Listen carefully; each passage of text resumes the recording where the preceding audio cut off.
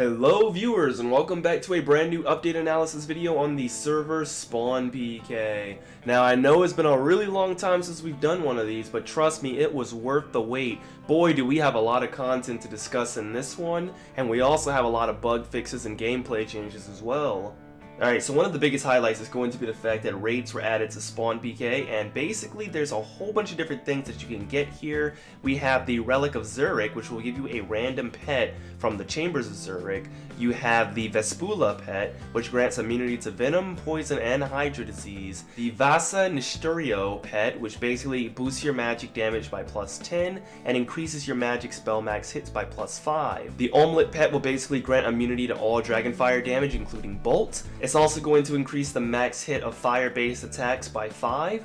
And then obviously you have your traditional Twisted Bow, Elder Maul, Kodai Wand, Ancestral Pieces, and Twisted Buckler. Surprised to see the Din's Bulwark wasn't added into this, but you never know.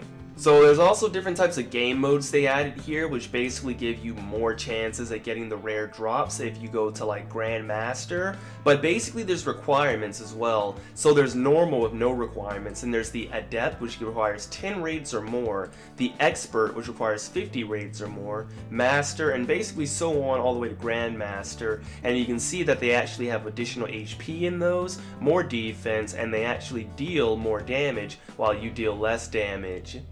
So yeah, you can basically do this with a bunch of friends as well, so it's not like it's something you're going to be doing alone. And we're going to go ahead and give it a brief preview on this video, and then we'll go further into it on a content video. Let's go ahead and start a raid.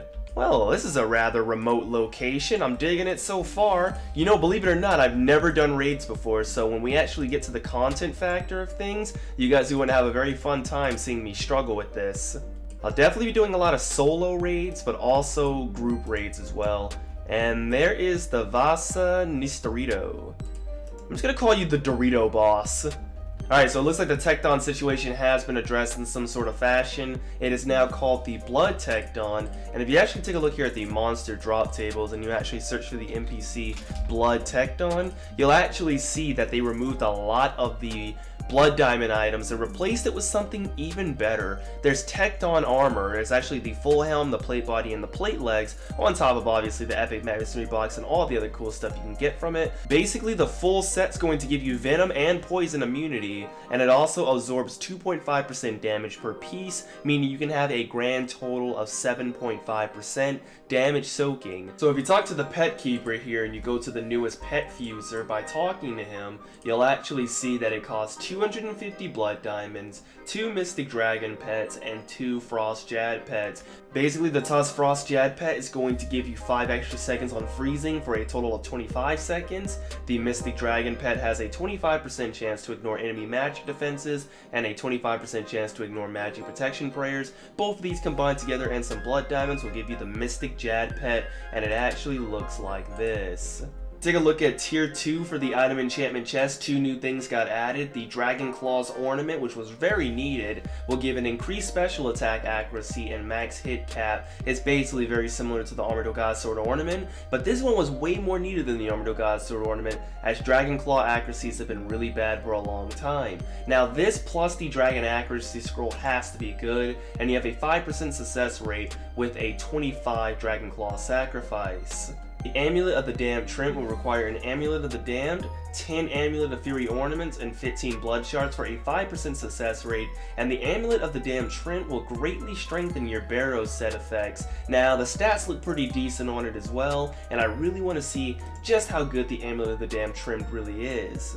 The Blood Synthesis pool got some new items added into the shop. We have these cool little puppies that will follow you. They are mini pets, and there's also the new Elder Blood Ring. The Elder Blood Ring will increase accuracy and damage of blood weaponry by +10%. The ring is auto keep and untradeable. Looks like the mini pets are just little tiny pets that are going to follow behind your main pet. Pretty cool to see nonetheless. I mean, you never know what people really might be into dogs and stuff like that, so it's pretty interesting. Who knows, you know, cats might come out of this as well, so I did think it's pretty cool to just see see that, to be honest with you. So basically the blood core lottery system, everybody can sacrifice 250 worth of blood core tokens, and one person shall receive the entire pot. It's announced every 48 hours, and basically if you enter, you'll get 1 hour of bloodlust, which is not stackable, 1 hour of plus 5% in your drop rate bonus, which is time stackable but not drop rate stackable, and 1 hour of plus 25% GP from PVM,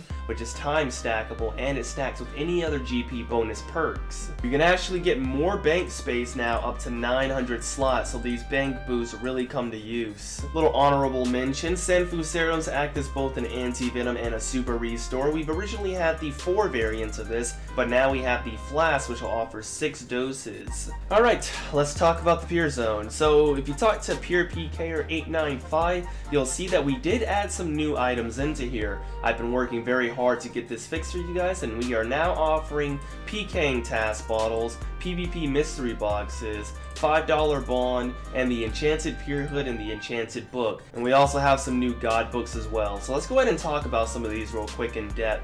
All the new God books here are all auto keep and untradeable now, so you don't have to worry about losing them on death. The PKing task bottle, self-explanatory. The PvP mystery box, Traditionally, the PvP mystery box gives you a random chance at Morrigan, Zuriel, Statius, or Vesta armor weapons or pieces. Well, now it has a rare chance to get the strongest PvP weapons in the game, being the Dragon Upgrade Scroll, the Balmong, the Ancient Crossbow, the Guardian Boots, and the Armadyl Battle Staff. Now, I'm not really 100% sure on what this chance is, nor do I really agree with this, but I think it's still pretty cool to see, and we'll see how it goes. $5 bond only requires 250 pure points, which is 250 pure kills. You can sell the $5 bond for about 6.5 bill cash. The Enchanted Pure Hood will switch between a pure mode and a main mode, meaning the stats are now much better, and it's not just for pure PKing, it's auto keep and untradeable. The Enchanted Book will give the stats of all the books and is auto keep and untradeable.